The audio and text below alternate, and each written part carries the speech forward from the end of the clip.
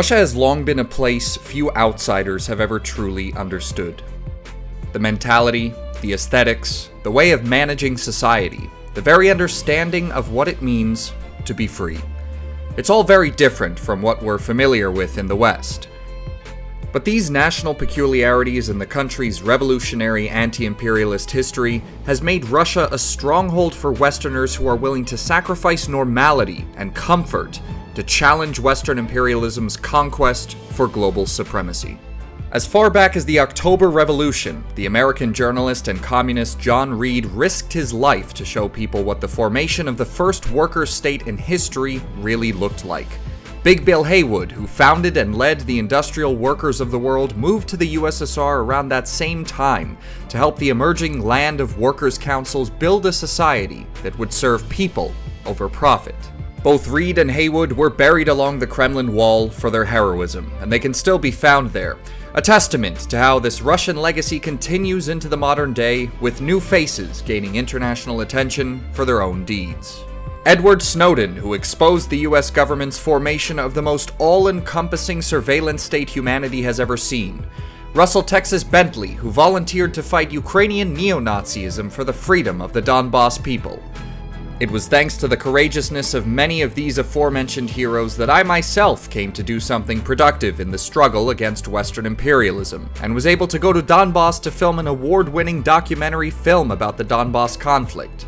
As for this video though, we're going to be covering one of these heroes, a man named Chris Emms, who was interned in Saudi Arabia before fleeing to Russia for political asylum under the threat of extradition to the United States.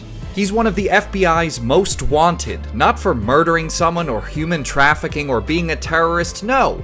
He's charged with helping the North Korean government evade US sanctions using cryptocurrency, an allegation that Emms denies. And even if it was true, he's a citizen of the United Kingdom, not the United States. The fact that Washington feels it can enforce its own laws on foreign citizens acting in foreign lands is yet another facet of the West's unipolar world order in decay. It's yet another indication of many that Washington knows it is not bound by the rule of international law. It's yet another chronicle of American authoritarianism.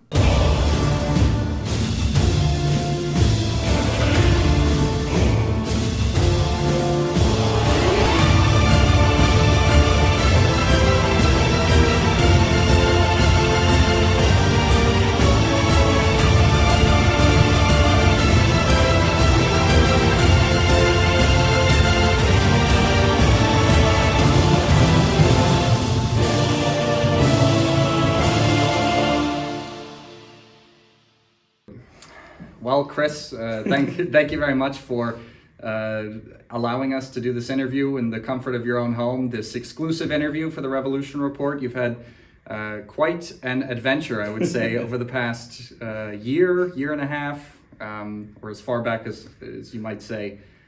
So, yeah, first of all, I just want to say thanks. And to start off the interview, I would just like to hear just a bit of a background about what you've gone through, how it's led you here to Moscow, Russia, for our viewers that maybe don't know so much about your story. Sure. Well, thanks, Don, for having me on. I mean, I'm a massive fan of the channel, even before we knew each other. Right. You were a subscriber on Patreon. And you're very humble. You may even edit this out, but I owe you a great debt of gratitude, and I really, honestly, owe you my life. Thanks. So I'll keep it in. Okay. So how do we end up here? That's a good question, right? So many people, I'm sure, even before seeing this, might Google my name and see a lot of stuff online. But the long and the short, we could probably do a whole hour or 2 hour interview just on how I got here. But in the short things, I've been involved in the cryptocurrency industry for a long time. For anyone at home, that means, if anyone's heard of Bitcoin, it's basically the industry that revolves around that kind of stuff. Mm-hmm. In 2019, I was invited to attend a cryptocurrency conference in Pyongyang in the DPRK in North Korea. Mm-hmm. Meant to be a very innocent thing, obviously made to many people at home. Why the heck would someone go there? Maybe not so much our audience here, but most people go, why the heck would you do that? In all honesty, it sounded like something quite interesting to go and see. A bit of a weird and quirky holiday, you might think. So we went there. Really, nothing really happened there that was very interesting. We were asked to attend a conference. I mean, people can see online from other interviews I've given sort of the material we were given, which was all stuff that was Googleable. Everything was open source. And we spoke about that. And obviously we didn't speak about it by saying, you know, the DPRK is an evil place and that, you know, because you're not going to do that in the DPRK if you've ever been. Not the kind of country you walk in and start saying negative things about the government.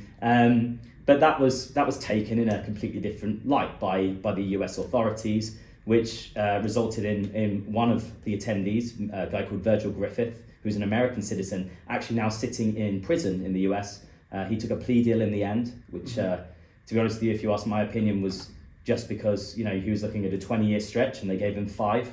I think you and I, if you're in that situation, you want to go to a US jury and the US jury is going to hear 3 things: sanctions, North Korea, and cryptocurrency. Right. I don't think it's a fair trial. I don't know what people would think, but really you're not going to fare well. That also resulted, after his conviction, it resulted in me being indicted and another gentleman who's a gentleman who's affiliated with North Korea. At that point, I was indicted while I was attending another conference in Saudi Arabia. I used to live in Dubai before I was here. And on my way to the airport, I was detained, arrested, incarcerated, led out, incarcerated again, led out, incarcerated again, and just went on this kind of tap dance with the US authorities where they were trying to extradite me essentially from Saudi Arabia to the United States, to the Southern District of New York, to answer these ridiculous charges. I was convicted, well, not convicted, haven't been convicted, sorry. I've been accused of breaking a specific act in the US called the International Emergency Economics Power Act, which does not apply to non-US citizens. That's what makes it even more bizarre. My own country, I'm British, as many people will probably hear, or if they read, definitely British. My own country, my own government, the authorities there never brought any charges against me, to my current knowledge. They haven't done so. However, if I were to arrive in the UK, we only have to look at the case of Julian Assange.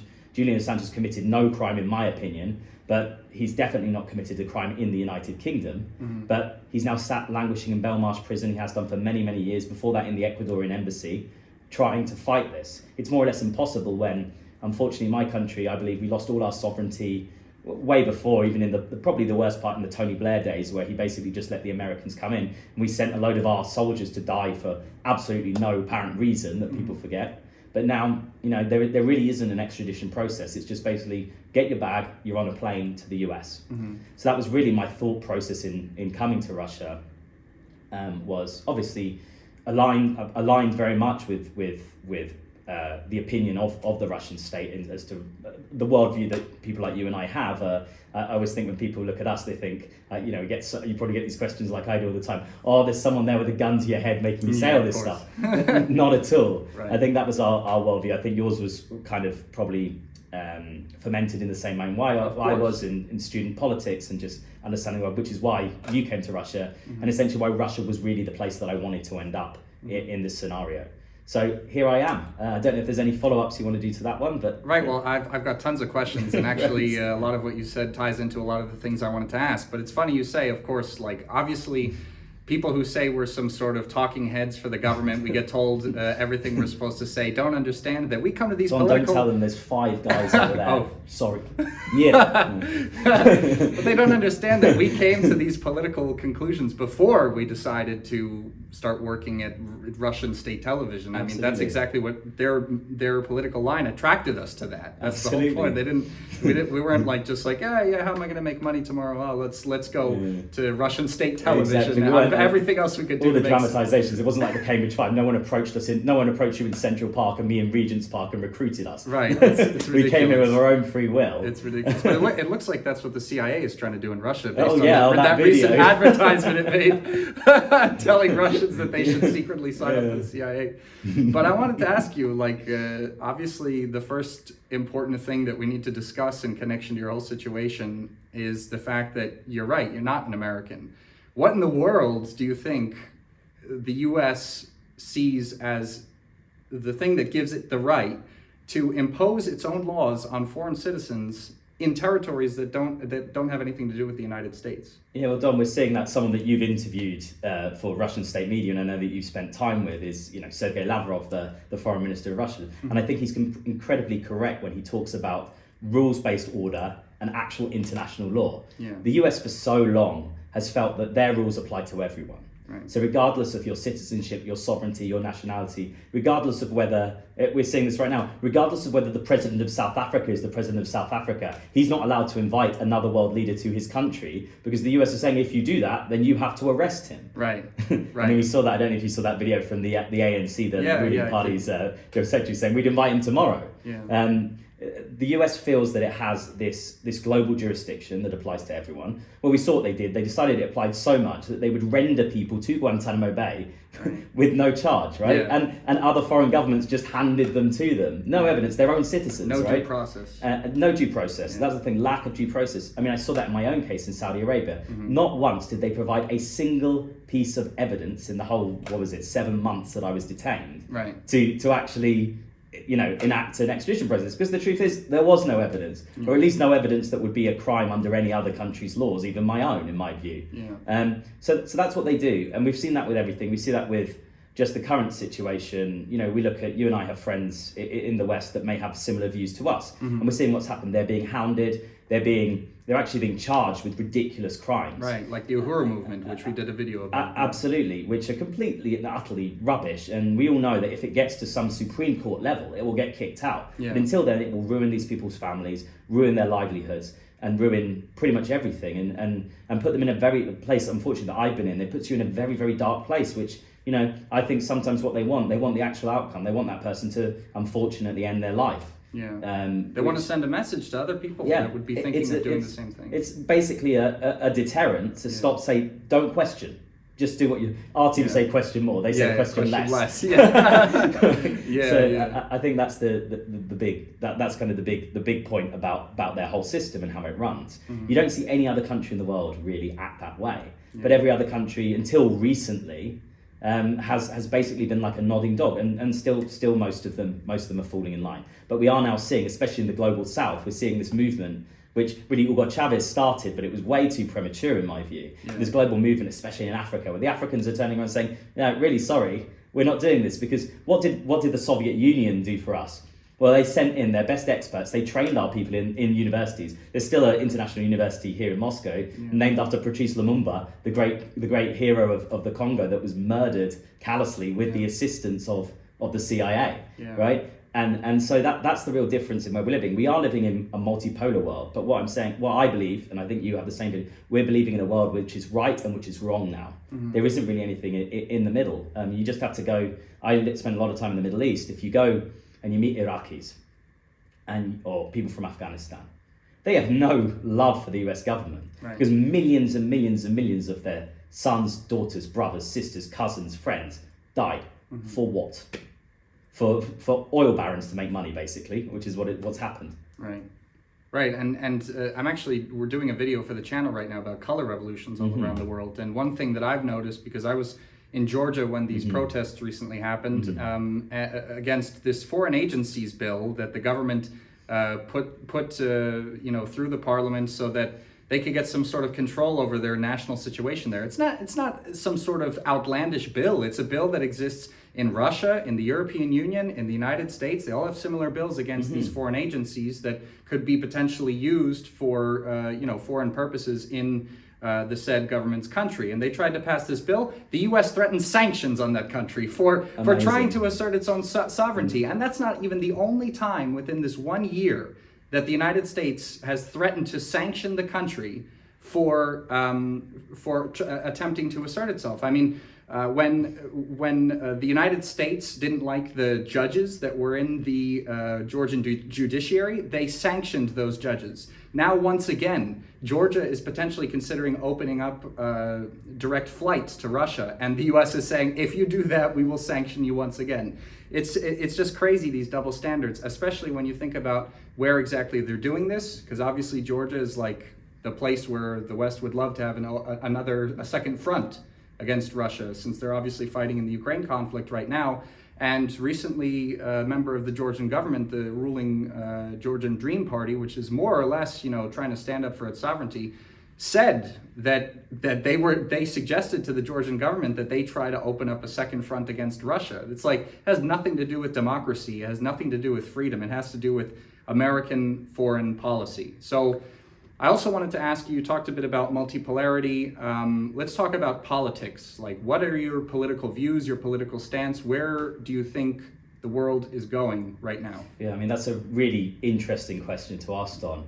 I think the world is definitely split into whatever we call it. We call it this multipolar world. I don't think any of us really know what that looks like yet, but I think we can already see the attitude of, let's be honest, the leader of this is China.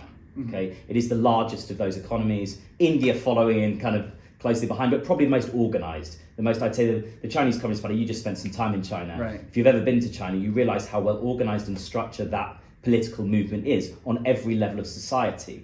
So it's really been driving that, and it's been driving that since the formation of BRICS. I was watching today Putin's Munich conference speech, that famous one in, you have to forgive me the year, 2000 and whatever, which was the same time that China came to Russia, came to Brazil and said, we need to form BRICS. Right? And what we've noticed with BRICS, since its inception, it's not just like a trading bloc that's just appeared out of nowhere. That trading bloc is coming up to nearly 2 decades old.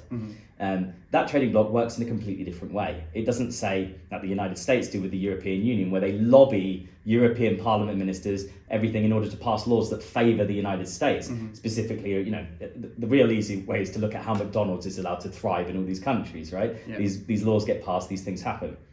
BRICS doesn't work that way. You don't see lobbying activity, you see cooperation between governments. You see the Chinese going, okay, we're the big boy in this group. Brazil, what do you need? Oh, we need new roads. Okay, no worries, we'll do a JV with you, but we won't extract the wealth from your country by doing it. We'll create businesses that benefit the economy, that obviously make China rich, but also make Brazil rich as well. Right. Win-win cooperation. A win-win cooperation. And I don't know about you, but I'd rather live in a world of win-win cooperation rather than one guy gets more than the other. If you've ever been in business, which unfortunately for my sins, I've been in for quite a long time in some ways, it can be stressful at times. But no business partnership ever works if one of the partners gets 100 times of everything and the other guy gets nothing. It will always be doomed to fail in the end. And I think that's what we're seeing in the world now. Countries are waking up and saying, oh, look, okay, militarily, you're getting your ass whooped. You've tried really, really hard to take Russia, to do regime change, as they call it. Hasn't worked. The Russian economy is outperforming yours now. In fact, if anything, you've done the Russians a favor and the Chinese. And other countries are looking, going, okay, I don't need to listen to you anymore because look, there's money to be made here and they don't treat me like garbage. Yeah, it's the difference between the way, the old imperialist way of doing things that the United States has enjoyed ever since really the fall of the Soviet Union, but even during, of course, the Cold War, those areas of the world that were not part of the socialist bloc, they were essentially either this small core of imperialist nations, or they were the vast majority of third world developing countries or underdeveloped countries that basically just got their resources and labor hyper exploited. Now, finally, we're seeing the evolution of this multipolar world made up of countries that, are not representing another emerging imperialist bloc like, I guess, Trotskyists in the West to talk about, or even a lot of leftists in general, which is like really absurd to me, seeing as all of these countries that are actually ruled by communist parties or are countries with strong communist parties that support what the government is doing, even though it's not communist, they make up this multipolar world. And so what we're seeing is these countries that used to be far more under the boot heel of Western imperialism break out of dependency and start to exert their sovereignty. And that ties into another question I wanted to ask. You're in one of these countries now. How are you liking it here? How is the process of getting political asylum here and everything? I'll go into a bit of that. So in short, I've never had a single issue here since I got here.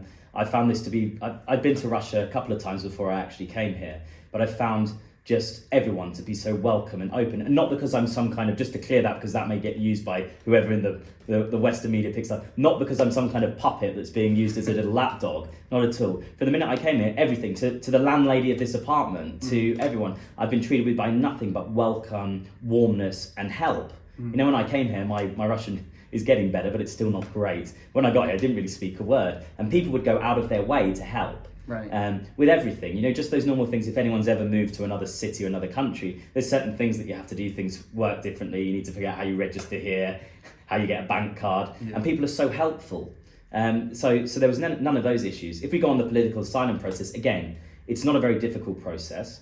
The process, I always say, is the big problem with a country like Russia is a lot of people may come here not really needing political asylum. And there's a very stark difference to being on the FBI's most wanted list, like myself, and you feel like some guy at the end of your street's following you. Right. And I think that kind of clogs the system a bit here, but with me it's been very straightforward, very clear. The system here, again, going back to our rules-based order, it follows international law. The process for refugees is the same anywhere in the world.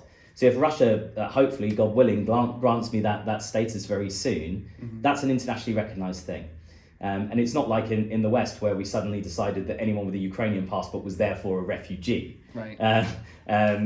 You know, in the UK, someone sent me a picture the other day. You go to Gatwick Airport, one of our main airports in London, and on the the border, there's in the queue you have that, or the line if you're American, you have that sign that says queue here, queue there.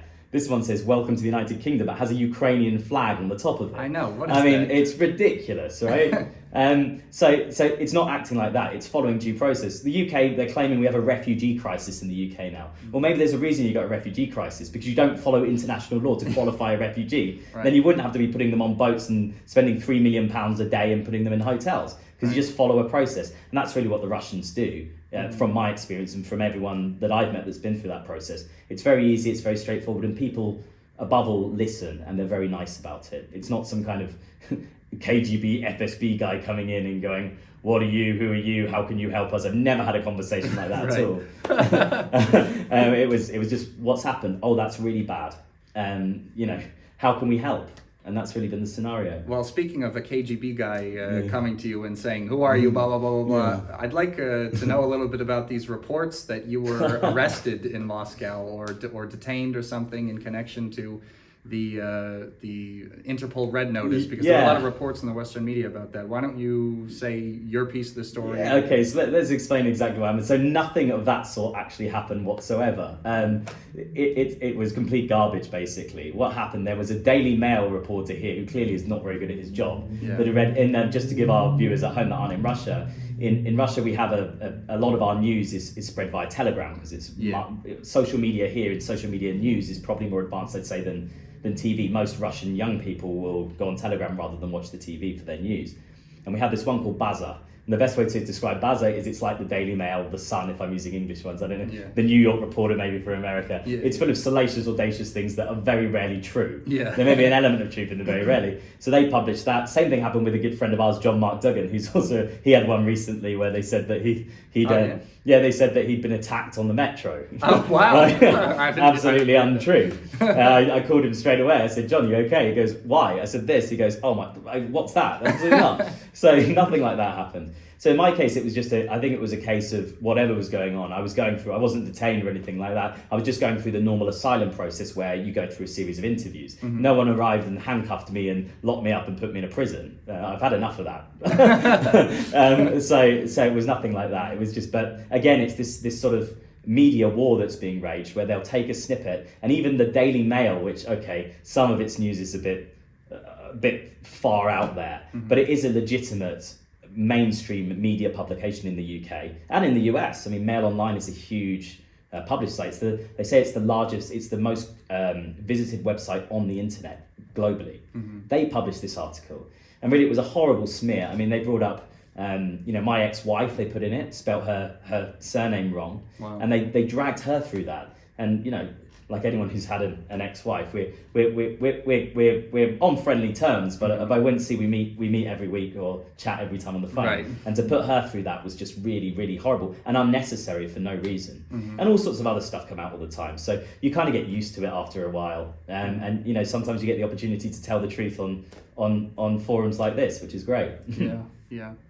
Well, I also wanted to ask about how you got into cryptocurrency in the first place, because, I mean, we've talked a lot about politics and what's happened with you, but this might seem sort of random for a lot of people that aren't familiar with cryptocurrency and are maybe into politics. So how did you get into it? And also, how, obviously a lot of people into cryptocurrency say that this is a real threat to the hegemony of fiat currencies and specifically the hegemony of the dollar. So maybe you could talk about that as well. Yeah, sure. So we'll go back to the beginning. So the beginning, it's really it's a bit of a weird story, actually. So I lived in my early 20s, I lived in Berlin in Germany. I moved there for a couple of years and I worked for different, it's kind of how I started my business career really. I actually was an acting major, I wanted to be an actor, but I ended up in crypto. Wow. So I moved to Berlin just as a young guy in his early 20s. I did a very short course, I didn't do a full degree at college, university. So I moved to Berlin. Just as a young guy, Berlin, when I moved there, oh my gosh, when was that? Well, I'm 31 now, so that's a decade ago, maybe a bit longer, 11 years maybe. I think it was 20 when I moved there.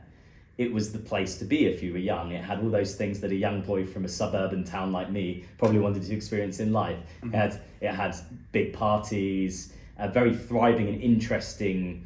People were building things then. There was a lot of venture capital money coming into Germany, and people were trying new ideas and building new technologies. So it was a really cool place to live and to work and to party and have fun, and that's what I was doing, like most men in their early 20s are doing at college. They're doing a bit of studying, but most of the time they're having a great time, unlike these days where I have to work for a living. Unfortunately. So when I was working there, there was one guy who was working with me in one of these companies. He was actually an American guy. And I'd been in Germany, I think, about a year by this point. So I'd got what they call in Germany a Schufa, or a credit score. And so I was able to take out, this is the day, not like now where, cell phone, mobile phone bills are very, very cheap. These are the days when you used to have to take a contract out if you weren't going to pay ridiculous fees, right? Even a decade ago, it was like that. So I said to this guy, look, you're a nice guy. I tell you what, I'll put your cell phone contract in my name and you just pay me every month. Well, about 4 months into this job, this guy left. And he left Germany. And I couldn't find him. We weren't very close. He wasn't the kind of my best friend or anything. So I couldn't find the guy. So eventually I tracked down the guy. And in those days, the guy's bill was about, I don't know, €100, $150 a month. It was something like that. And for someone living in Berlin, working for tech startups that just basically, I was getting paid for my beer money, that was actually half my rent. Right? Wow. So it was a lot of money to me at the time. So I had to track him down. So eventually I tracked him down. It's like, oh, hey dude, yes, really sorry about that. And I was thinking, oh, what a dick, right? Yeah. Really sorry about that. Can I pay you in Bitcoin? And I was like, what's Bitcoin? What's this? And he's like, oh yeah, it's cool. Yeah, I'll pay you in that, and just I'll have done you a favor one day. And I was like, how am I going to find this guy? I found him on Facebook or somewhere. I don't know where he is. So I can't track him down, and definitely don't have the resources to send a debt collector out for $400. I wasn't stupid enough to know that was too much. So he sent me Bitcoin at the time. I can't remember how many Bitcoins, but now it would be worth a significant amount more than $400. So that was really my entry to it. And then I sort of parked them there. And around 6 months later, I got a job. So I grew up in the south of Spain, and I got a job in Gibraltar, which is a British territory it's kind of like the Puerto Rico of the UK. Actually Puerto Rico is an island. Gibraltar is actually sits in the southern end of Spain on a little isthmus. So I got a job there being the head of sales for a payments company. I didn't really know anything about payments at the time. But one of the products that they were doing was crypto debit cards. To explain how that worked is, and they still work this way now, if anyone's a crypto buff here, Binance do a debit card. So this company was the first company to issue it. So you could put your Bitcoins on this card and then spend them in a normal shop or store, or buy stuff online with Visa, or I think it was a Visa card. So I thought, I better check this Bitcoin thing, seeing as I'm doing it. So I went on this, where I had these Bitcoins, he said set up this wallet or whatever it was.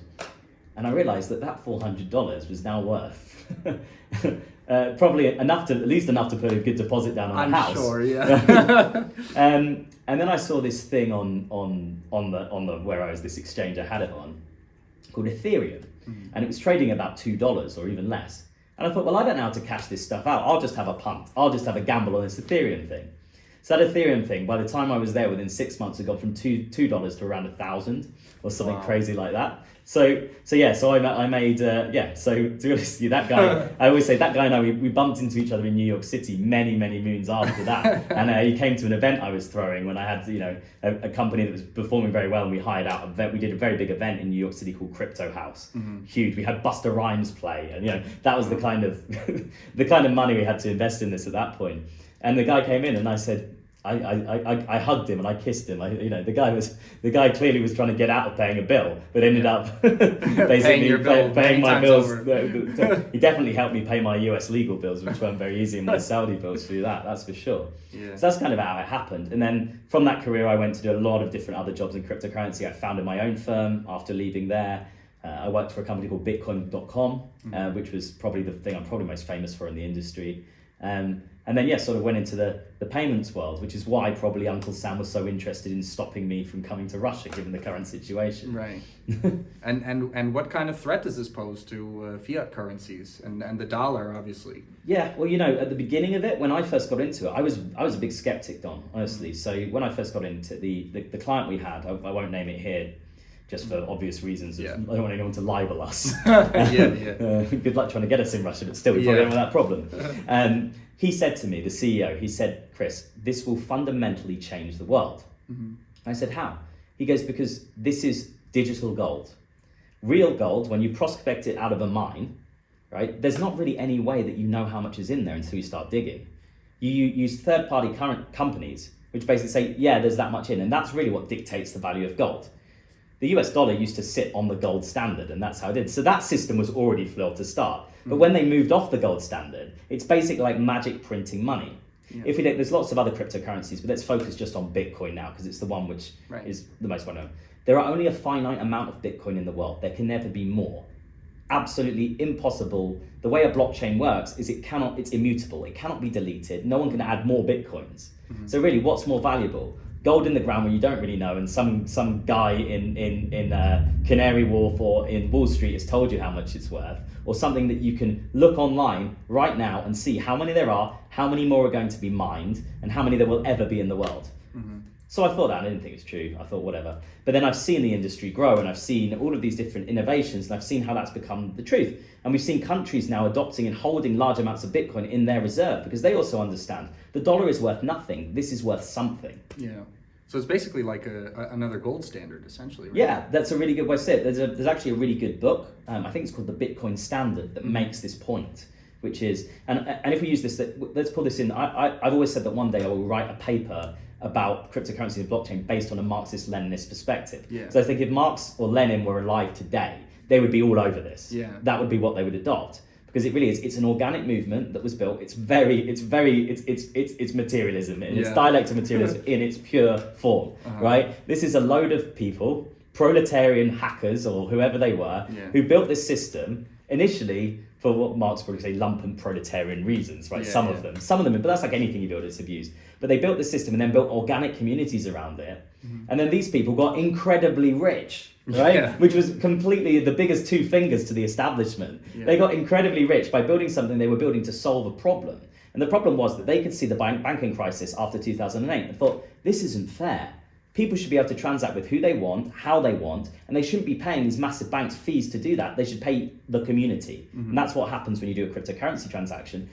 All the fee you pay, whichever one you use, usually that goes back in some way to someone providing you with a real service, not some banker in an ivory tower. Wow, it's really fascinating. Mm-hmm. Well, I mean, that covers basically everything I wanted to talk about, but at the end of this interview, I wanted to give you the opportunity, because I know obviously not only our fans are going to be watching, but probably the FBI is watching as well, anything you do. So I wanted to give you the opportunity to address the FBI. If you would want to tell them something, what would you tell them? Oh, what would I want to tell them? I think I'd probably tell them to stop wasting their time. There are so many people that they target on a day-to-day basis whose lives they ruin, who are just normal people wanting to make a difference in the world. None of them are going to blow up anything. None of them are terrorists. None of them want to hurt people. They just want to do good. And they were never doing bad. And even when the federal investigators are investigating things, I always think, why don't you look at what's for the public good? There are so many people that are out there that want to go and blow up trains and kill people and go into hospitals and murder people. Mm-hmm. And those are the people you should be focusing on, not people that are driving innovation and technology. People who drive innovation and technology by how they are built. Sometimes they can be perceived to be doing something wrong when they're not. They're just exploring, they're innovating. Mm-hmm. And basically I think it should be a case of trying to understand these people rather than prosecuting them. You can see this in the US now. I said when it started to me, I said I will be the first and they will come for many, many more. And we've seen that. There's a whole crypto division just nailing people for nothing. Mm-hmm. And really the question, if I were the US, The way in which you grow an economy is you encourage innovation and you regulate something by listening to people. And if that person may have made a mistake, I don't believe I did in my case, but some people have in this industry, the guy behind the Silk Road. Sorry, what's his name? Forget his name. He's in. I'm really sorry, I forgot his name. I also forgot his name, but I know you're talking about. Yeah.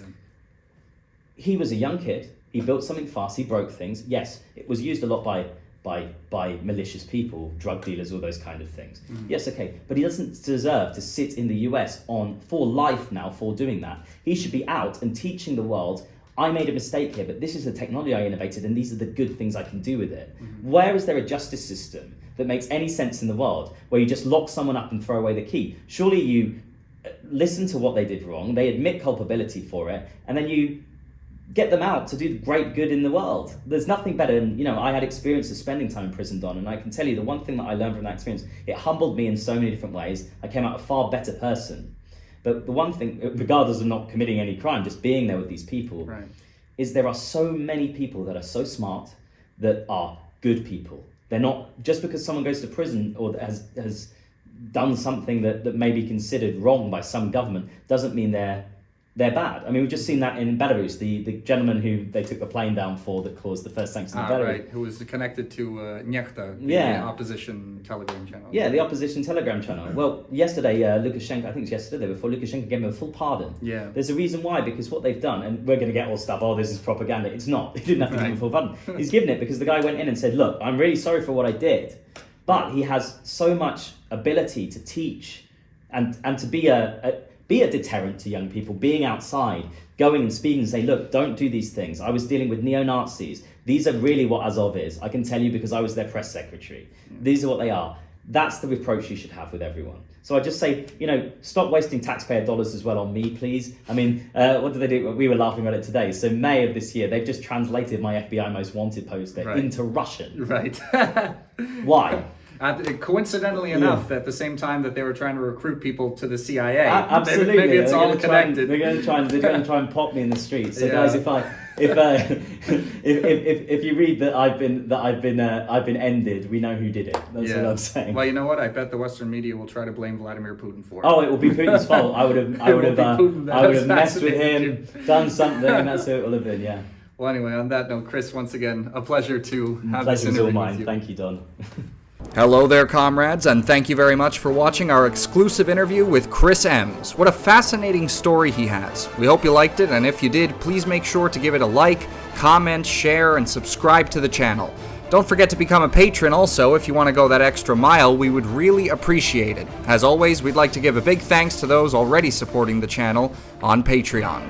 Our rank and file revolutionaries: Stephen, Paul Ciaro, Graham Bix White, Robert George, Indestructible Living, John Beckett, Chris Casseroles, Oitz, Tara Mackin, Irf, Fyodor, and Edward. A very comradely thank you to our commissar, Roger Asai, and the biggest of all thank yous to our General Secretary, Slava Jalili. Well, comrades, that's all for this video. See you next time, and workers of the world, unite.